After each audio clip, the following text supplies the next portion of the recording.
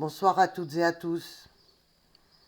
Avec un beau soleil et plein de chaleur, j'ai pensé qu'il serait intéressant de reprendre un thème que j'ai très rapidement exposé dans la vidéo sur l'aide active à mourir.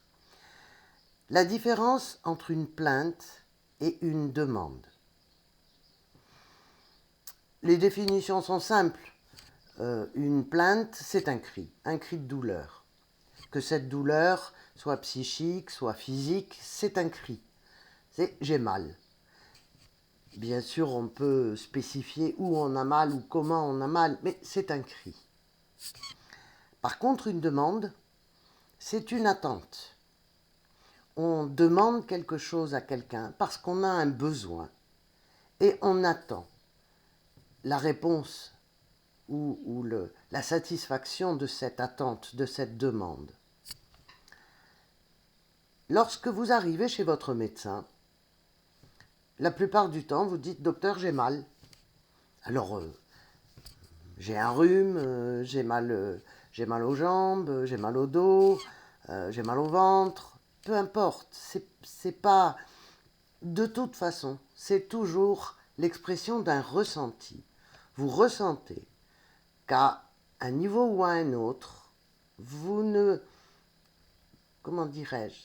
Vous ne fonctionnez pas bien. La demande, elle est plus spécifique.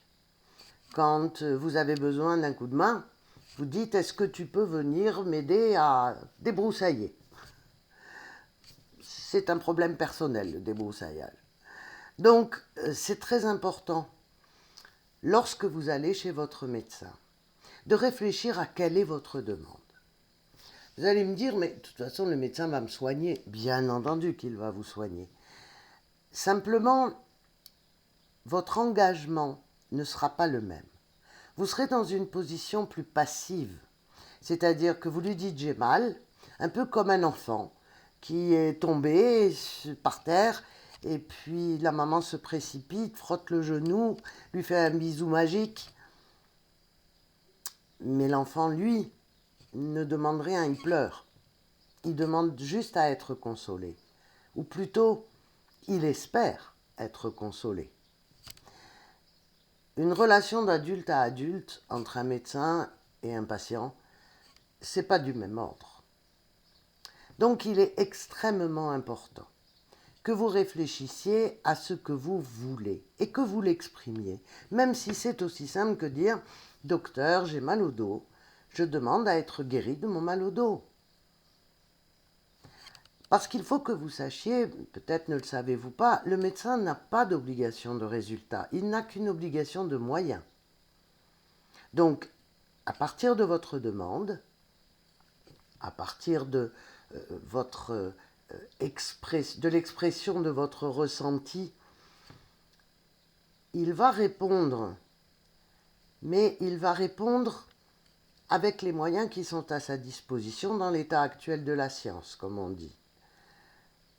Mais vous, quel est votre véritable besoin par rapport à cette maladie? Il n'est pas évident, absolument, que vous ayez besoin d'être soulagé de la douleur. Il n'est pas évident que cette douleur ne cache pas un autre besoin. Le besoin de s'arrêter, le besoin de comprendre, simplement le besoin d'être écouté pendant un moment. Par exemple, quand mes amis viennent et commencent à me raconter tout ce qui ne va pas dans leur vie, ma première question est de leur demander « Est-ce que vous venez voir l'ami ou est-ce que vous venez voir le médecin ?» Parce que si vous venez voir l'ami, je suis là à votre écoute. Si vous venez voir le médecin, alors vous allez attendre quelque chose de moi, mais comme je ne sais pas quoi, je ne pourrai pas vous le donner. L'engagement qu'en tant que patient, nous avons vis-à-vis du médecin est très important puisque La guérison vous appartient. C'est un mot un peu tabou, le mot de guérison en médecine. On n'ose plus parler de guérison. Ou alors, on en parle à tort, puisque vous pensez que c'est le médecin qui vous a guéri. Rappelez-vous toujours, le médecin est là pour vous soigner. Si vous guérissez, c'est que vous aurez, vous, pris en charge votre guérison. Personne ne peut le faire à votre place. Pourquoi est-ce que cela me semble extrêmement important à l'heure actuelle? Tout simplement parce que dans l'état actuel du système de santé, les choses font qu'il y a de moins en moins de temps à consacrer à une consultation. Et que donc, le médecin qui est en face de vous va avoir besoin d'une demande claire pour pouvoir y répondre efficacement et rapidement. D'autre part, nous avons des pénuries de médicaments. Donc, encore une fois, plus la demande sera claire, plus les options seront possibles pour le médecin.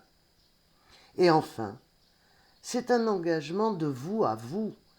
Vous voulez guérir. Vous pouvez penser que c'est étrange de faire cette grande distinction. Mais si vous y réfléchissez bien, vous pouvez très bien dire « j'ai mal au dos » ou « ça fait un moment que je dors mal » ou « je me sens fatigué » ou toutes ces expressions de douleur cachent des besoins. Et des besoins qu'il est important d'exprimer clairement. Si vous dites à votre médecin « je suis fatigué, je n'arrive plus à avancer, j'ai des idées noires », il va vous dire « vous êtes en dépression » et vous donner des antidépresseurs. Si vous arrivez en lui disant « voilà, j'ai réalisé qu'il faut que je m'arrête. Il faut vraiment que je m'arrête parce que je suis en état d'épuisement. » La situation est bien différente. Il n'y aura pas d'erreur de diagnostic, surtout dans la souffrance psychologique. Parce qu'à la limite, la souffrance physique, il y a les examens complémentaires, il y a les examens cliniques, mais dans la souffrance psychologique, c'est très difficile. Or, derrière un mal physique, il y a très souvent une souffrance psychologique qui, du coup, passera complètement sous les radars. Donc vraiment, réfléchissez quand vous allez chez votre médecin à ce que vous voulez clairement lui demander. N'ayez pas peur de risquer un non, de risquer je ne sais pas quoi faire, de risquer le fait qu'ils vous prennent pour quelqu'un de farfelu. Protégez-vous, engagez-vous auprès de vous-même. Demandez clairement ce dont vous avez besoin. Je vous souhaite une très bonne soirée et à très bientôt. Au revoir.